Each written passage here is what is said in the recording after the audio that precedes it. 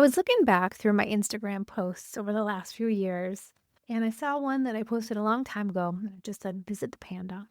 And I thought this would make a really good podcast episode. Today, I'm going to talk about website images and how they can either help your SEO and conversions or they can do the opposite and sabotage them. And a lot of business owners have no idea which category they're in. If you've ever wondered why your website might feel slow, why you're not showing up in Google image searches, or if those beautiful professional brand photos that you have invested in are actually helping or hurting your business, today's episode is going to give you everything you need to fix that. Welcome to Website Design Made Simple, the podcast for busy small business owners who want a high-performing website that converts and sells their offers, even while they're sleeping. Because you deserve to have a strategic and beautiful website that truly represents your brand and positions you as the expert that you are. I'm your host, Jenny B., web designer and creative director at Jenny B Designs, where we believe that your website is the one thing that makes you sales and builds your brand at the same time. Ready to say goodbye to a website that you're embarrassed to share? And hello to a money-making, personality-packed powerhouse? Let's head into today's episode.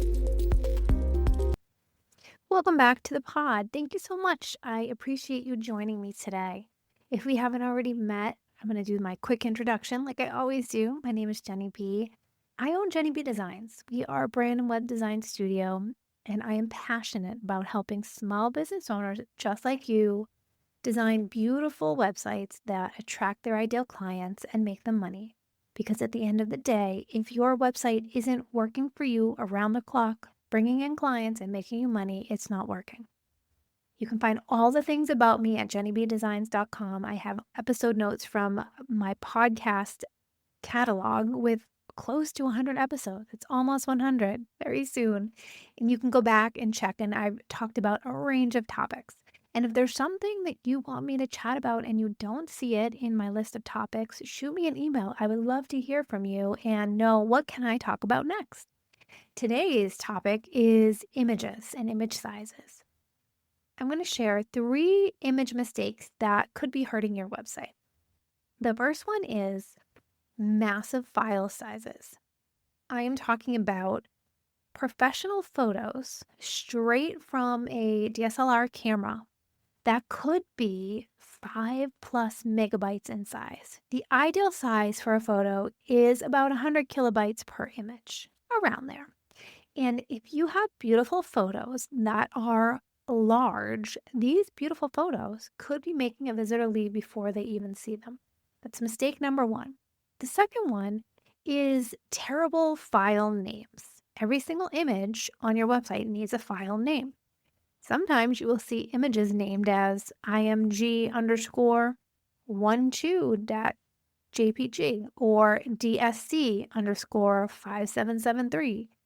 Those are the image file names that come from the camera that took the image. Google can't understand what your images show if that is the name of your file. And when you do this and you don't rename your file names, you're missing out on image search traffic entirely. And the third problem is empty alt text. A lot of times people skip the little box when you upload an image in your media library to describe the image. And this does 2 things. The first one, and the most important one, I think, is that screen readers, for accessibility options, when someone goes to your website and uses a screen reader, it can't describe your images to the visually impaired visitors. When it goes to describe it, there's nothing in that alt text where it should be. And the second problem is that Google uses this information to understand your website content, and it helps you in search engine optimizations. How do all 3 of these mistakes show up in your business on your website? The first one is your website could feel slow or sluggish, slow to load. You go to the page and it takes a really long time for the page to actually load. The second problem is it could be not appearing in Google image searches. When you go over to Google, you select the images up at the top and you search for something, your images won't show. Another problem it could be is that high bounce rates. People are going to your website, getting impatient because nothing is loading, and they leave. And you could be missing out on search opportunities by not showing up in Google searches. So let's talk about those three mistakes and what you can do about it.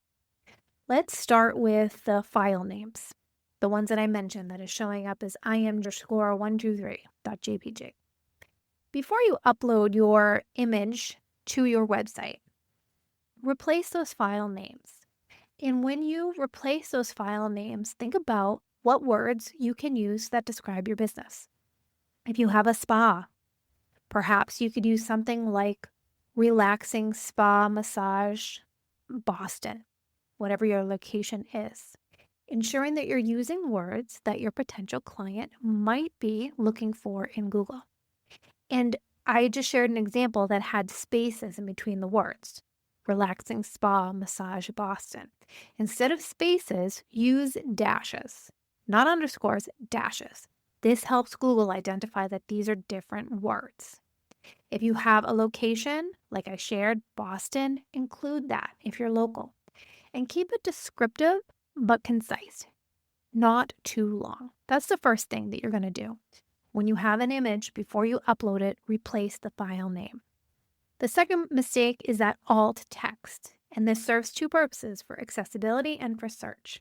We're going to talk about accessibility first. When someone can't see your image, whether they have a visual impairment, maybe there's a slow internet, there's a technical issue, the alt text describes what's actually there in the image. When writing the alt text, it's important to describe what someone would see if they couldn't see the image. And if you can, naturally, you can include keywords, but prioritize being helpful and descriptive first. In my mind, the primary goal of this alt text is for someone who is not able to see the image. And then secondary to that is the search. If you have, on that massage example, perhaps there's a woman in a white robe and then she's getting ready for her massage.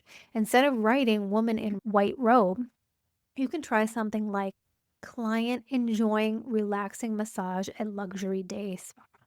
Same thing. I think that when a screen reader is reading client enjoying relaxing massage at luxury day spa, they can envision the same image that woman in white robe is actually trying to share.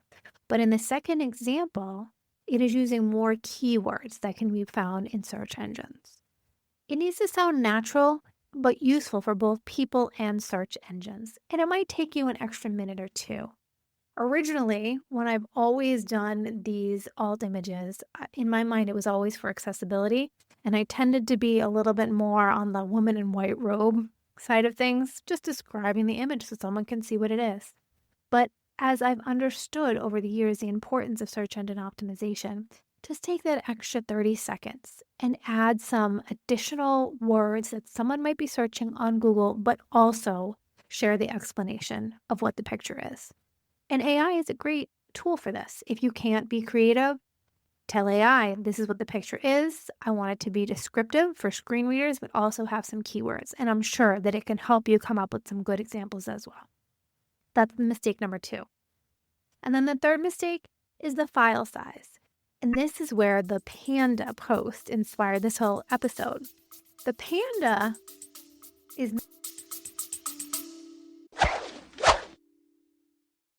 I'm interrupting this episode to ask you a question. Is your website working as hard as you are? You've invested in a website, but if visitors aren't becoming paying clients, something's missing. My website audit is a professional review where I will analyze your site and identify exactly what's blocking conversions. You'll get a prioritized action plan with specific changes to turn more browsers into buyers. So stop guessing what's wrong and get some clear answers. Book your website audit today. The link is in the show notes. Now back to the episode. Mascot for Tiny PNG, Tinify. That is where my post came from. Did you visit the panda? When you go to tinypng.com, you'll see a beautiful picture of a panda, and then you'll see something that says drop your images here. What this website does is you can drag your images, drop them into this website, and it will convert your images to smaller, compress them to a smaller size while keeping everything as sharp as possible. You also have the image to change it to a WebP image. And WebP is a more compressed version that shows up just for the web that also keeps as much of your quality there as possible. It shrinks it so that it's small in size so that it can optimize your page speed and the loading speed, but it keeps the quality there. tinypng.com is a great option. I also tend to use bulkresizePhotos.com. You can drop more photos there and it can transform them. And for that one, I use the WebP output image. You also have the ability, if you are using Canva, which a lot of people are, to control the file size that you are downloading. And if it is for the web, consider making it a smaller file size, compressing it as small as possible. In my opinion, I believe that it is better to have slightly lower quality and faster loading times on your website because someone is not going to stick around for a website to load.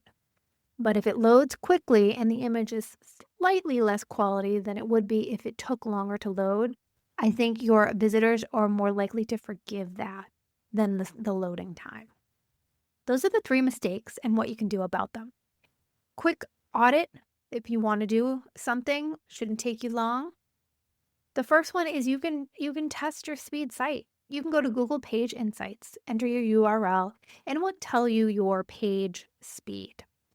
What you want to look for is properly sized images. This is going to tell you if your images are actually slowing down your website. Step number 2 is look at the most important images on your homepage, your about page, your services page. That hero banner, if you have a beautiful banner. Right-click on the images and inspect the element to see the file size. If you see anything over 500 kilobytes, KBs, then take a better look at those. Think about reducing the file size and re-uploading them. And while you're doing that, these most important images, check to see if they have alt text. You're on the page where you're looking at all your images, that home page I just mentioned, your homepage hero banner. As you're looking at the size, check and see, do you have any alt text in that image? And if not, see if you can come up with something that is helpful for both accessibility and search. And if you do, and it's only search helpful, can you add something that's a little bit more accessible? And vice versa. That would be your quick audit that you can do. In my opinion, fixing your homepage images first has the biggest impact, that hero section, as you get down the page, because this is the page that most people are entering on, and you want it to be as fast as possible. It's also the page that Google is looking at when they are trying to understand what your entire website is about. From there, you can work through your services page and your about page and save the blog images for later. Unless you know that you have a blog post that is bringing in a ton of traffic, then it's worth the time to go to that blog post and refresh those images. But if not, start with your home and your services page, and you can go from there. So to recap, a lot of us small business owners might not know if we have a problem with our images and if it is costing us website visitors. And the truth is, a lot of small business owners invest in that beautiful brand photography that I'm always telling you that it is so worth it, but then accidentally sabotage it with not optimizing the images as they should be. Your beautiful professional photos should be an asset and not a liability to your website.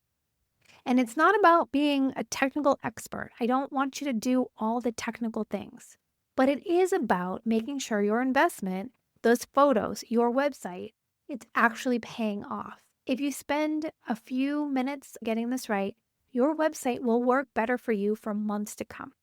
And if you don't know if your images are too big and you don't have time or you don't even have the inclination that you want to look, then I think that a website coaching call might be a great fit for you.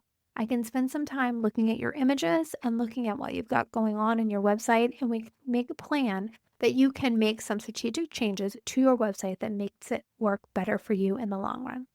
Thank you so much for listening, and I will talk to you next time. And that wraps up another episode of Website Design Made Simple. I hope you found the insights shared in this episode valuable and takes you one step closer to creating a website that attracts more of your ideal clients and builds your brand.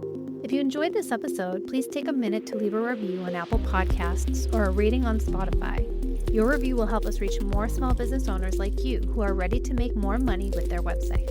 Thank you so much for listening, and I'll see you in the next episode.